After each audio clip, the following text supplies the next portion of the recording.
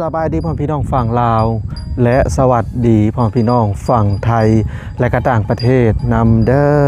มื้อนี้มาพ่อกันคือเก่าอีกแล้วกับช่อง YouTube บ่าวพรนะพี่น้องซึ่งสำหรับคลิปนี้บ่าวพรก็ได้เดินทางมาหาน้องลินดาและก็น้องกัญญานะพี่น้องก็คือสิมาแจ้งข่าวดีทางน้องนะพี่น้องเนาะซึ่งเมื่อวานมื้อซื่นนี่มีทางช่องของบ่าวจิตเนาะเพิ่นมาสมทบซื้อที่ดินนะพี่น้องเพิ่นก็มอบเงินให้ทางบ่าวพรนะ2 ล้านกีบนะพี่น้องและก็มีทั้งผู้ใหญ่ใจดีอีกท่านหนึ่งนะพี่น้องเป็นพ่ออยู่ทางต่างประเทศนะพี่น้องเนาะเพิ่นก็ส่งเงินมาคือกันนะพี่น้องบ่พรก็สิเอาเงินเพิ่นสมทบซื้อที่ดินนะพี่น้องแต่ว่าเงินสมทบการซื้อที่ดินนี่ก็นำบ่พรก็ 4-5 ล้านก็ถือว่ายังบ่พอเนาะถ้าว่าผู้ใหญ่ใจดีท่านใดอยากสมทบเข้ามาก็ยินดีหลายๆนะพี่น้องก็คือที่ดินก็อยู่ระหว่างนี้แหละนะพี่น้องเพิ่นว่าประมาณ15 ล้านเนาะก็สิขอลดนะเพิ่นอยู่นะพี่น้องเพราะว่าทางเฮาก็ยังให้ทางน้องนะมีที่มีเฮือนเป็นของตัวเองเนาะเพราะว่าเพิ่นอาศัยลุงกับป้าก็คือว่าแหละลูกหลานเพิ่นก็หลายเนาะพี่น้องก็คือสำหรับคลิปนี้บ่พรก็ได้ซื้อไฟโซลาร์เซลล์มาอีกเนาะพี่น้องแล้วก็ได้ซื้อพวกขนมข้าวต้มพวกของอยู่ของกินนะพี่น้องโอเคนะพี่น้องเดี๋ยวเอาไฟโซลาร์เซลล์อีกดวงแล้วก็ของอยู่ของกินไปให้ทางน้องเพิ่มเติมอีกเนาะ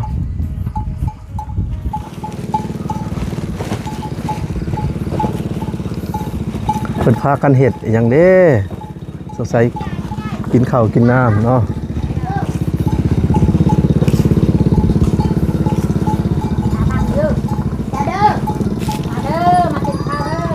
สบายดีกินข้าวข้าล้านกินข้าวโอ้หาอยู่ป่าแกงหาก็กินข้าวเช้านี่เราก็ได้กินข้าวเช้าโดยแกงหน่อไม้บ่โดยกินแกงหน่อไม้ครับพี่น้องถ้วยเดียวกันแซ่บบ่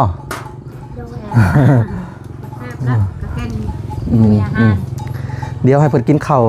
ก่อนนะพี่น้องแล้วก็สิได้มอบอัน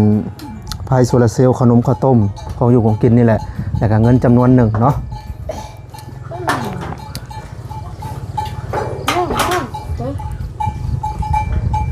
ไฟโซลาร์เซลล์ก็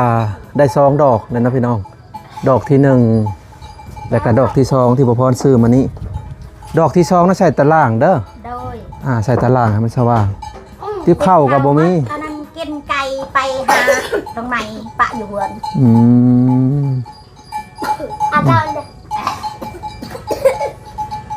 น้ำดื่มและเบิดเลยเนาะ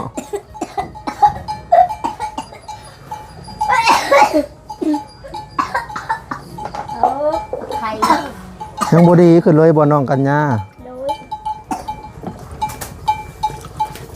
อึดน้ำเนาะพี่น้องคนไปตักน้ำไกลๆอยู่ซะก็คือว่านั่นแหละทางบ่พรก็สิรวบรวมนี่แหละซื้อที่ดินนี่เนาะ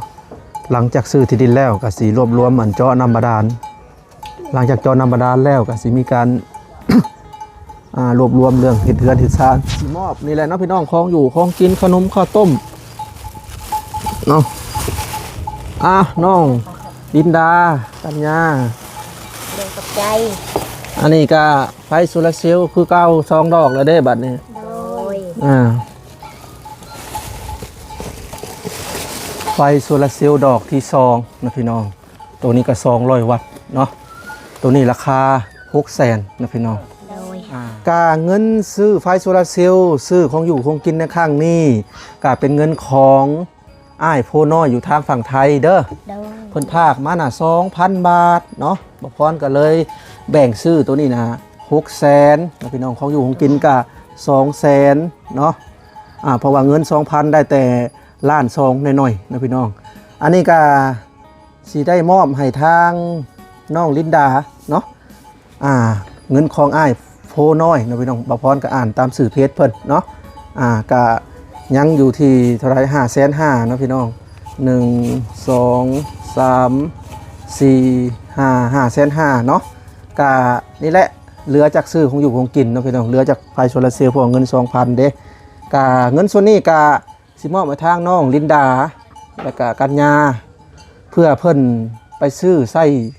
จ่ายหรือว่าไส้ซอยแนวจำเป็นเด้อโดยขอบใจหลายๆเด้อให้ร่ำให้รวยเด้อสา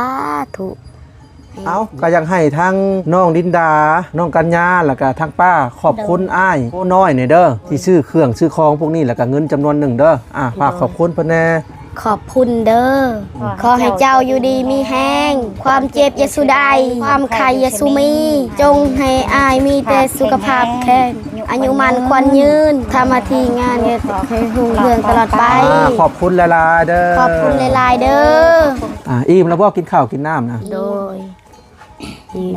นี่เด้อของอยู่ของกินก็ชื่อมาอยู่นะพี่น้อง โดย ปิ้งกงปิ้งไก่มักกุ้งมักกล้วยมักตุ้งมักแตงข้าวต้มขนมอยู่นั่นนะพี่น้องกาอยู่น้ำลานเนาะปัจจุบันนี่ โดยไม่ได้ออกนาเลย บ่ได้ออกนาเลย โดย ร้านก็บ่ให้ออก บ่ยาน มีเครื่องลาและย่านแนวบ่ดีเนาะ โดย แต่ก่อนยังว่าบ่มีไฟฮู้เด้บัดนี้มันออก เป็นให้ได้นอนรับพันดีอยู่ที่ปัจจุบัน นอนห นี้ ลับพันดี แล้วเจ้าของที่ดินนะเพิ่นบ่มาบ่อยากถามเพิ่นใหม่พอหลายๆท่านก็บอกว่าแพงโพด15ล้านคัน10ล้าน จังหวัดละมาวะ ฮะ จังหวัดละมาแพง ตอนเที่ยงบ่ โดยตอนเที่ยง เพราะว่า เจ้าของลิ้นนะ โดยเจ้าของ เพราะว่า10ล้านเนี่ยพออยู่พอสู้หั้นนะ15ล้านตกอยู่ 20,000 กว่าบาทได้พี่น้องเอ้ยอ่ะ แพง ก็มีแต่ว่าสิมาแจ้งข่าวดีการเงินซื้อดินก็ยังบ่ทันได้พอดอกนะพี่น้องเพราะว่าเมื่อวานนี่ก็มีทางซ่องบ่าวจิตเพิ่นมามอบมาสมทบในซ่องของประพรเนาะ2ล้านกีบผู้ใหญ่ใจดีทั้งซ่องเพิ่นนะพี่น้องเมื่อวานนี่ทุกเพิ่นมากับทีมงานเนาะก็มีบ่าวแสนบ่าวต้าแล้วก็บ่าวจิตบ่าวเฟยบ่าวบุญเฟยแล้วก็บ่าวอีหยังอีกอ้ายบ่าวแสนคนหนึ่งเนาะเพิ่นมากัน5คนเมื่อวานนี่บ่าวจิตก็ได้มอบเงินให้2ล้านเนาะบ่พรก็สิรวบรวมเนาะพี่น้องรวบรวมมานาซื้อที่ดินให้ทั้งน้องๆคั่นแหละเนาะหลักๆก็คืออยากให้เพิ่นมีที่ดินหลังจากมีที่ดินแล้วก็เจาะน้ำสร้างบาดาลเนาะพี่น้องหลังจากเจาะน้ำสร้างบาดาลแล้วก็ถ้าว่ามีผู้ใหญ่ใจะดีสมทบเข้ามาอีกก็อาจจะมีการก่อสร้างเฮ็ดเรือนหลังน้อยๆเนาะพี่น้องประมาณ2ห้องเนาะ โดย ประมาณ9เสาน้อยๆแต่บ่ถึงขนาดใหญ่เนาะเอาเป็นที่สเต็ปก่อนเนาะพี่น้องก็นี่แหละติดตามกันต่อไปยาวๆนะพี่น้อง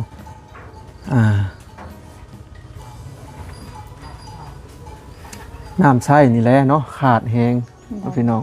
ก็มีน้ำบาดาลอิ่วก็โอเคละมื้อนี้ทั้งทีมงานได้มาหาแล้วบ่ ห้า มาจากคนเหรอ 5 คนเมื่อวานนี้ เมื่อวานนี่บ่ เมื่อวานนี้ มื้อนี้หันยังบ่ทันมีแต่เบาลาบ่ ยัง เบาลาเพิ่นมาแจ้งข่าวดีเรื่องใดนะ บ่ คือจังว่าเรื่องน้ำบาดาลบ่ โดยเรื่องมาดานเรื่องดิน เรื่องดิน ก็คือได้ยินอยู่นะพี่น้องบ่พร้อมก็ได้ยินแว่วๆอยู่ได้ถามทีมงานเนาะก็เรื่องเจาะน้ำสร้างบาดาลนี่แหละแต่เพิ่นก็ยังบ่ทันได้ส่งเงินส่งคำมาดอก โดย แค่เพิ่นว่าประเมินว่าสิรับเจาะให้ทั้งน้องๆเด้ออีหยังประมาณนี้นะเนาะซึ่งก็ปัจจุบันนี่ก็มีคนซอยเข้ามานะพี่น้องก็2-3ท่านเนาะในช่องของประพรกันเนาะบ่ว่าสิเป็นของอยู่ของกินสุรุงสุรสน้ำปรุงน้ำปลากระทงกระเทียมทุกอย่างนะพี่น้องแล้วก็ทางบ่าวน้อยเนาะบ่าวน้อยเชียงรายเพิ่นก็ได้ซื้ออีหยังมาอีกเดี๋ยวสิแพนกล้องให้ FC เบิ่งก่อนนี่ดิเนาะก็น่าจะเป็นทางผู้ใหญ่ใจดีทั้งสองหมอน้อยเนาะถือว่ามาเรื่อยๆนะพี่น้องซึ่งหารถอีแตนทั้งไอแก้วมาขนให้เนาะทีมงานทำบ่มีรถนะพี่น้องทำมีรถกระบะน้อยๆพอได้แก่ของก็โอเคแต่รถฝั่งลาวก็ค่อนข้างจะแพงเนาะมีรถกระเปาะน้อยๆนะพี่น้องพอได้แก่โอเคอยุ่งถ้าบ่มีรถกระบะเนี่ยคือเสร็จนี่หาทางไอแก้วก็ให้ค่าน้ำมันเพิ่น2-3 แสนพุ่นเลยนะพี่น้องแล้วเวลาเขาอยากแก่ยังก็ยากเนาะพี่น้องแต่ว่ารถอยู่ที่กระแพงแท้ๆว่าพื้นกระบะน้อยก็3 แสนกว่าบาทนะพี่น้องถ้าเป็นมือหนึ่งก็ได้แต่ทีมงานเขามีหรือว่าคนใดคนหนึ่งมีโอเคนะพี่น้องพอได้ลากแกก็ดีแต่ว่าอากาศนี่ก็บ่หนาวปานใดเนาะ โดย 2 มื้อแล้วได้ทางป้าบ่ได้ออกนาบ่ โดย หรือว่า3แล้ว 3แล้ว 3แล้ว โดย เป็นในทางนาเจ้าเกี่ยวข้าวเกี่ยวน้ำแล้วบ่ ยังเกี่ยวแล้วยังมาทันแล้ว ยังบ่ทันได้แล้ว โดยหากระซามึง 3 มื้อวันนี้เนาะเกี่ยวนี้ เกี่ยวได้จังมื้อแล้ว 3 3 มื้อนี้แหละ 3มื้อนี้แล้ว โดย เกี่ยวกันจักคนน่ะนะ 2 คอดลูกกับพ่อมันเนี่ย โอ้ทางเจ้าผัด ว่าจักให้เจ้าใดเตช่องให้ คือแบบว่ากลางเว้นแหละออกไปแล้วก็กลางคืนแล้วเข้ามาบ่ได้บ่ ก็ได้ลานเขายานเขามากับลานคอยบอกเป็นเว้า โอ้ อันนี้แหละปะบ่ได้ บ่เป็นเว้า โดย ก็เลยแบบว่ามาเว้าซอยเพิ่น โดย ก็แม่นแล้วเนาะบางทีก็บ่เป็นเว้าบ่น้องดินดาสิถามน้องดินดาบัดนี้เนาะมื้อนั้นไปปิดหนี้นะเจ้าของหนี้เพิ่นมีความคิดจังได๋ เพิ่นดีใจ ดีใจ โดยที่ปลดหนี้ได้ เพิ่นก็ว่าบ่คิดบ่พันว่าสิได้เงินคืนบ่ โดย อ่า และเพิ่นก็ให้พล100,000กับน้อง โอ้ เพิ่นก็ดี แล้วเจ้าได้เอาไปซื้อหยังเบิดแล้วบ่ บ่ยังบ่ทันได้ซื้อเอาไว้ เก็บไว้เนาะ โดย เก็บไว้เอาไว้ยามจำเป็น เงินส่วนที่อ้ายมอบให้ก็เก็บไว้เด้อ โดย เจ้าของหนี้ก็ดีใจนะพี่น้อง เพราะว่าคนที่ไปรับเงินน่ะก็คือทั้งครอบครัวทั้งพ่อเจ้าเลยเนาะ โดย ไปมารับปัวพ่อบ่ โดย รับ1,500,000เนาะ โดยดอกเบี้ย ดอกเบี้ยขึ้น500,000 โดย แต่เพิ่นก็เอาแค่ เป็น2 300,000เนาะ โดย ส่งคืนเด้ผู้ละแสนก็ถือว่าเพิ่นก็ดีเนาะสำหรับ FC ท่านใดอยากไปเบิ่งตอนที่ทางน้องๆไปปิดหนี้ก็สามารถเข้าไปติดตามทางช่องบ่าวน้อยเสียงลายนะพี่น้องเป็นภาษาไทยเนาะก็คือเพิ่นเฮ็ดคลิปโตวที่ไปมอบเงินปิดหนี้ว่าซั่นซะทางเอลิซ่าเพิ่นเป็นคนปิดให้ขอบคุณทางเอลิซ่านะพี่น้องซึ่งเอลิซ่าเพิ่นก็ซอยทุกช่องนะพี่น้องซอยทุกเคสเนาะขอให้เพิ่นได้บุญได้กุศลหลายๆนะพี่น้องเนาะเอาเพื่อบ่เป็นการเสียเวลาแกะไฟโซลาร์เซลล์แล้วก็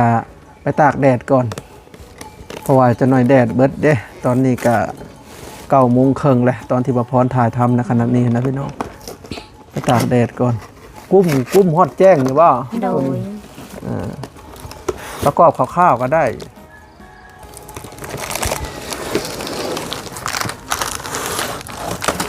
2 ดอกคือโตก่อนนัดแกะโลดคือขาดโลดเอามาที่ดูรีโมท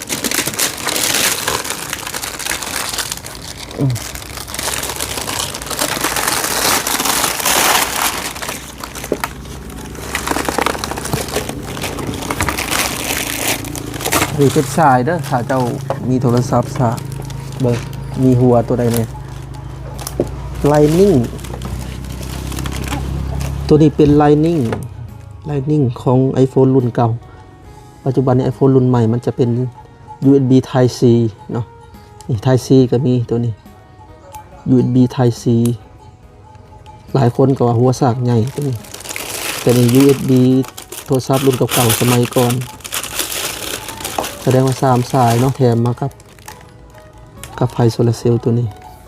สายเดียวแต่แบ่งแบบนี้นะพี่น้องไม้เอาโลดไม้ออก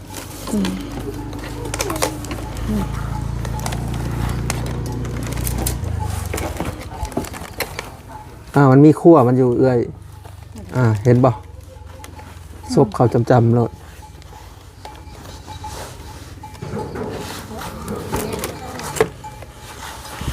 เบิ่งมาภาษีนะมันมีขั้วอันนั้นอยู่แล้ว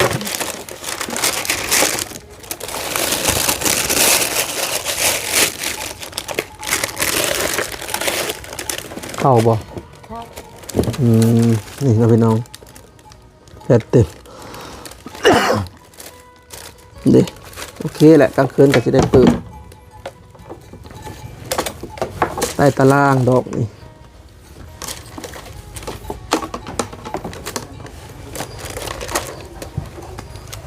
ไม่ยังกันนะ เจ้าห้ามเจ้านะ ฮะ เด็ก อ้าว บาดเลยเห็นหรือเปล่า ไม่ยังปาดอันนั้นโอ้ระวังเด้อ เจ้าไม่ต้อง ไฟโซลาร์เซลล์ปาดมือเลยพี่น้องเลยเดี๋ยวภาพประกอบก็ได้ บาดไปหาหน่อไม้เมื่อกี้นี่ อ๋อ ตี ไปหาน้ำไม้คิดว่าอันนี้ปาดมือ เดี๋ยวเอาไปตั้งหันก่อนได้บนแสงแดดนะเป็นหน่อยจะประกอบเอาหน้าตัวนี้ขึ้น ตั้งเลย เซตออกนี่ตอนนี้กระซากเลยพี่น้องถือว่ามาจากโรงงานก็ได้อยู่4 ขีดแบตเนาะตอนนี้กำลังซากเพื่อหอนตัวแรงก็เต็มด้วยอันนี้แสงจากแสงอาทิตย์ IP67 กันน้ำ IP67 200 วัตต์มาถึงวัดดอกในความสว่างสูงสุด200 วัตต์เนาะก็ได้2 ดอกแล้วเนาะพี่น้องก็ถือว่าสว่างขึ้นอีกแล้วระดับ1เนาะ โดย เพราะว่าบ้านเพิ่นบ่มีไฟฟ้าเด้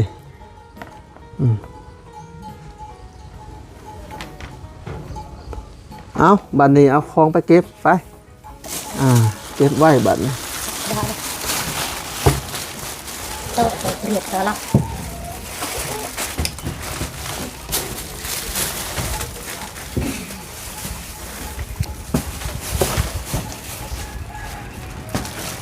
ของอยู่ของกินเนาะเอาไว้กินตอนเที่ยงตอนแรง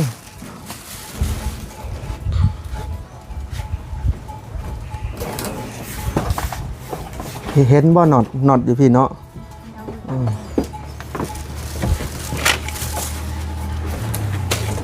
เก็บไว้น้องกันยา เอาไว้นี่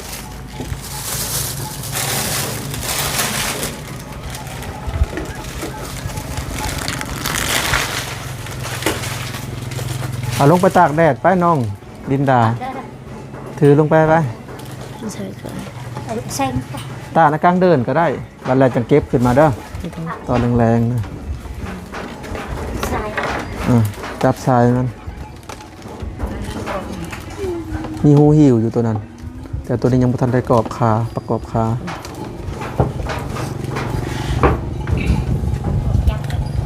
ระวังตกเด้อ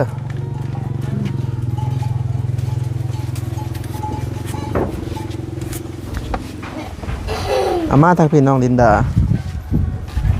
อย่าแต่งัวมาเหยียบระวังเด้อ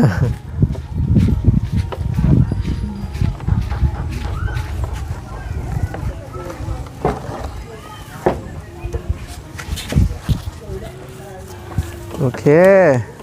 นั่นล่ะ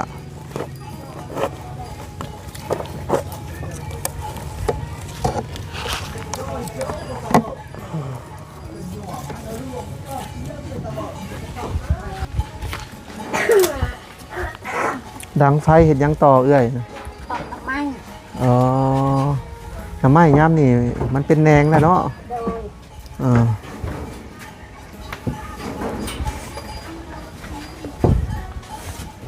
จ้ะ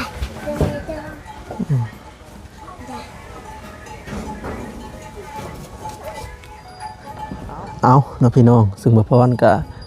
สิได้ไปเบิ่งของที่บ่น้อยซื้อมาก่อนเพิ่นซื้ออีหยังมาเนาะต้องถือว่าหลายอย่างเนาะเต่าข้าวต้มขนมหม้อแห้งแต่กระโพกติบเข่าได้ติบเข่าเลย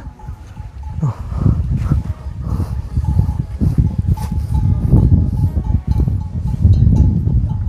น้ำโอเคแหละมีน้ำแล้วน้ำตัวนี้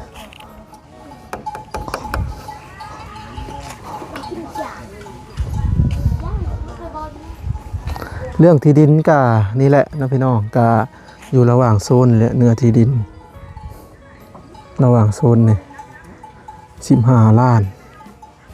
แต่ก็อยากขอต่อนะเพิ่นอยู่นะพี่น้อง ประมาณจาก10 ล้านพอดีอยู่15คือว่าอยากเกินไปแน่จักน้อยหนึงเพราะว่าดินบ่ได้ติดแคมทางเนาะ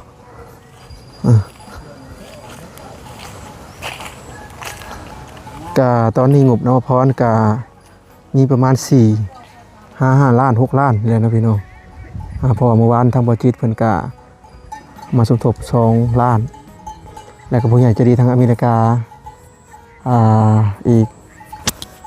แล้วก็ทางแคนาดาเพิ่นก็ว่าสิส่งกลับมาอีกนะพี่น้องแต่เพิ่นยังบ่ทันได้ส่งผู้ไร้บัตรมืออันบ่พรสิเฮ็ดคลิปรายละเอียดอีกครั้งนะพี่น้องสิเฮ็ดคลิปรายละเอียดอีกครั้งไฟมีแล้ว2 ดอกนะพี่น้องก็ถือว่าครบละแล้วก็พวกน้ำปรุงน้ำปลาสูรสน้ำตาลพวกเกลือปลาแดกกระเทียมหมักเผ็ดเครื่องครัวกินถือว่าครบนะพี่น้องถือว่าครบแล้วพวกถังพวกยังว่าน้อยเพิ่นก็นี่แหละเอามาเพิ่มพวกเตาเนาะโขกเข็กมีด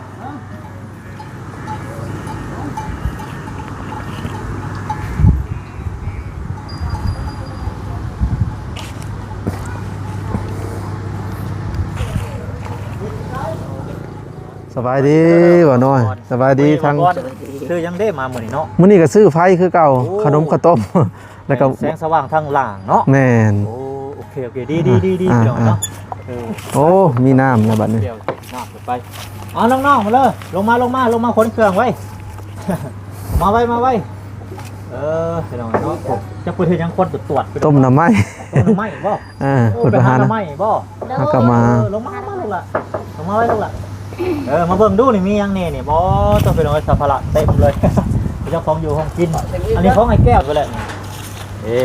เอาขึ้นไปลงมาอีละลงมาโอ้ยืนให้แก้วเด้อนะให้คนน้อยเพิ่นลง เต่าบ้านบึกถุงมาไกลเสียเหลือเกิน นี่พี่น้องเนาะสบายดีล่ะสบายดีลูกสบายดี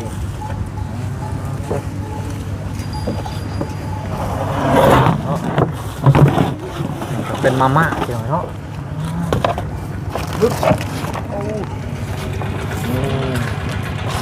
ถือว่าครบวงจรแล้วมั้งบัดนี้ เรื่องเครื่องใส่ซอย มองเห็นแต่กระปุกเล่าพี่น้องเนาะ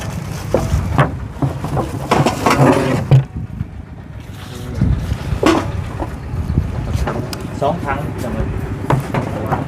มาปลาไว้ยันไปหิวลายเถื่อเนาะไปตักน้ำไก่พี่น้อง แม่นแล้ว ตักพี่น้องพวก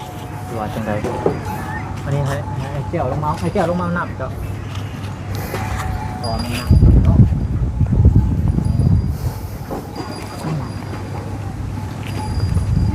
เอาน้องพี่น้องสำหรับคลิปนี้บ่พรก็สิได้ขอตัวจบคลิปเพียงเท่านี้ก่อนน้องพี่น้องก็มีแต่ว่าติดตาม EP ต่อไปเด้อเนาะซึ่ง EP ต่อไปนี่ทั้งเฮาก็นี่แหละยังสิวนเวียนมาหาทั้งน้องดินดาน้องกัญญาคือเก่าน้องพี่น้องซึ่งบ่พรก็ขอสมทบนำผู้ใหญ่ใจดีอีกครั้งน้องพี่น้องเรื่องชื่อดินเนาะหลักๆที่สำคัญสุดๆน้องพี่น้องเรื่องที่ดินถ้าได้ที่ดินแล้วก็เจาะน้ำไปว่าซั่นน้องพี่น้องอยู่ใกล้ๆลุงคนนี้แหละนะพี่น้องต่อสะแดนกันนี่แหละเนาะนี่ต่อบางนี่แหละกะเพิ่นก็อยู่กันบ่ไกลดอกก็ได้เนาะเอาละนะพี่น้องสำหรับคลิปนี้บ่พรก็จะได้ขอตัวจบคลิปเพียงเท่านี้ก่อนมีแต่ว่าติดตาม EP ต่อไปเนาะไปก่อนเด้อพี่น้องสบายดีและสวัสดี